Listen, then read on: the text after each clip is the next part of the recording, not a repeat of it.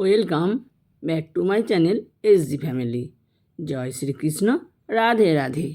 SG ফ্যামিলির পক্ষ থেকে সবাইকে স্বাগতম। সবাইকে জানাই গুড মর্নিং, শুভ সকাল। তার সাথে সবাইকে জানাই অনেক অনেক শুভেচ্ছা, অনেক অনেক অভিনন্দন। তো বন্ধুরা, সবাই কেমন আছো? আশা করি ভালো আছো। দেখো, রোজকার মতো চলে এলাম আমি আজকে একটি গল্প নিয়ে। আজকে আবার সেই গল্প, বাবা ছেলে সম্পত্তি। তো দেখো, বড় ছেলে বাবার কাছে ভুলিয়ে ভালিয়ে সম্পত্তিটা লিখিয়ে নিল। এই নিয়ে আজকের গল্প। আশা করি তোমাদের ভালো লাগবে।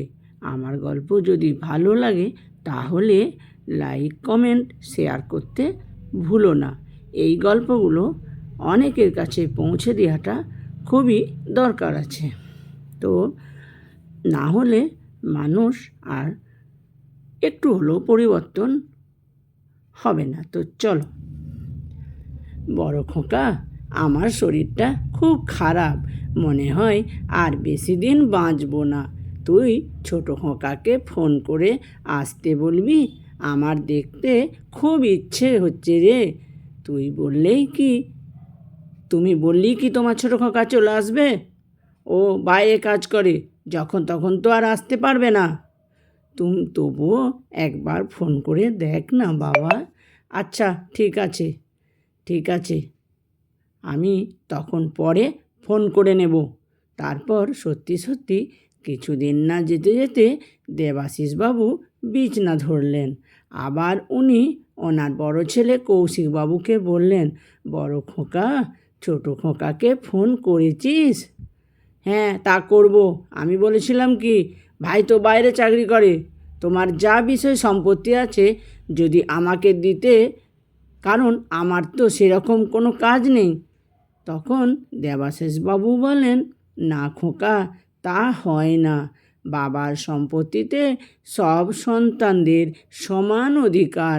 তুমি আমার কথাটা একটু ভাববে না বাবা? ভাইয়ের তো মেয়ে নেই, আমার দুটো মেয়ে, কি করে ওদের বিয়ে দেব? এটাও তো একটু ভাবতে পারো। আমার কথা না হয় তুমি নাই বা ভাবলে, তোমার প্রাণপ্রিয় নাতনিদের কথা তো একটু ভাববে। তখন দেবাশিসবাবু বলেন, আমি সেসব বুঝতে পেরেছি, কিন্তু আর কোনো কিন্তু নয় বাবা। আমি কাগজপত্র তৈরি করছি, তুমি শুধু টিপছাপটা দিয়ে দিও। হোক না, তা না হয় করব, কিন্তু তোর ছোট ভাইকে একবার আসতে তো দে। হ্যাঁ, ছোট ভাই আসবে, তার আগে তুমি আর কাগজপত্রগুলোতে সই করে দাও, তারপর ভাইকে আসতে বলবো। এরপর কৌশিকবাবু সমস্ত কাগজপত্র তৈরি করে দেবাশিসবাবুর কাছ থেকে সমস্ত কাগজে টিপছাপ নিয়ে নেন। তারপর একদিন দেবাশিসবাবুর ছোট ছেলে সুমিত দেবাশিসবাবুর সঙ্গে দেখা করতে আসেন। বাবা, কেমন আছো তুমি? ভালো নেই রে, আর বোধহয় বেশি দিন বাঁচব না। তোরা কেমন আছিস? বৌমা, ছোট্ট বিট্টু, ওরা কেমন আছে? সবাই ভালো আছে বাবা। বিট্টু স্কুল ছুটি নেই, না হলে বিট্টুও বৌমা সবাই আসতো। বিট্টুর স্কুল ছুটি পড়লে তখন তোমার বৌমা ও তোমার নাতিকে নিয়ে আর একবার আসবো। ততদিন কি আর বাঁচবো রে খোকা? তোকে আমার একটা কথা বলার আছে। আমার যে বিষয় সম্পত্তি আছে সব তোর দাদাকে লিখে দিয়েছি। তোর দাদা বলল, তুই নাকি ভালো চাকরি করিস, তোর নাকি বিষয় সম্পত্তির দরকার নেই, তার উপর তোর মেয়ে নেই, তাই আমার সমস্ত বিষয় সম্পত্তি আমি তোর দাদাকে লিখে দিয়েছি। আর বলছি, তোর যদি কোনো বিপদ আপদ হয় তোকে যেন দেখে, মানে তোর পাশে দাঁড়ায়। তখন দেবাশিসবাবুর ছোট ছেলে সুমিত বলে, তোমার সম্পত্তি বাবা, তুমি যাকে খুশি দিতে পারো, তা নিয়ে আমার কোনো কিচ্ছু বলার নেই, কিন্তু আমাকে একবার জানিয়ে সব কিছু হলে ভালো হতো। আমার চাকরি আজ আছে কাল নেই। যখন থাকবে না আমি এক নিমেষে পথে বসে যাব। আর দাদা এখানে বেকার নয়, ছোটোখাটো ব্যবসা করে, আয় ইনকাম খুব ভালো, আমি জানি।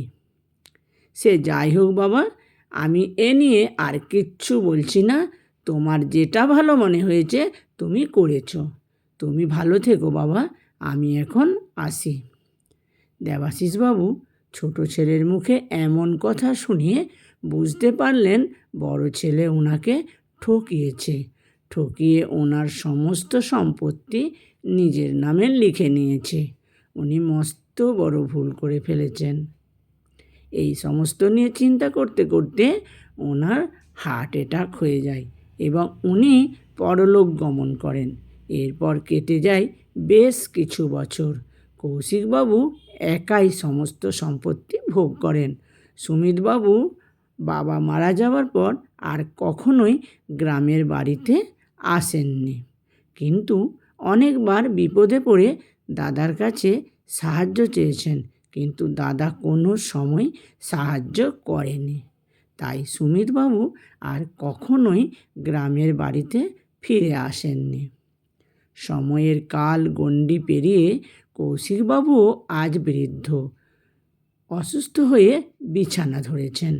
কিন্তু কৌশিকবাবুর দুই মেয়ে বাবার অসুস্থতায় সেবা করার বদলে বাবার সম্পত্তি কিভাবে দুজনে ভাগ করবে সেই নিয়ে দুই বোনের মধ্যে এবং দুই জামাইয়ের মধ্যে প্রায় রোজই ঝগড়া লেগেই থাকে। একদিন কৌশিকবাবু প্রচণ্ড কাশছিলেন আর মেয়েদেরকে ডাকছিলেন একটু জল দেওয়ার জন্য, কিন্তু মেয়েদের সেদিকে হুঁশ নেই। বাবা মারা গেলে কে কোনটা নেবে, কোন জায়গাটা ভালো, কোন জমিনটা ভালো, কে কোনটা নেবে সেই আলোচনা নিয়ে সবাই ব্যস্ত। এরপর কৌশিকবাবু বিছানায় শুয়ে শুয়ে বুঝতে পারেন নিজের করা ভুল, আর মনে মনে ভাবেন পাপ তো বাপকেও ছাড়ে না। উনি অন্যায় করেছেন, তাই আজ তাকে অন্যায়ের শাস্তি ভোগ করতে হচ্ছে। আসলে অন্যায় করলে যে কোনোভাবে যে কোনো পরিস্থিতিতে তার ফল ভোগ করতে হয়। গল্পটি ভালো লাগলে অবশ্যই লাইক, কমেন্ট, শেয়ার করতে ভুলো না।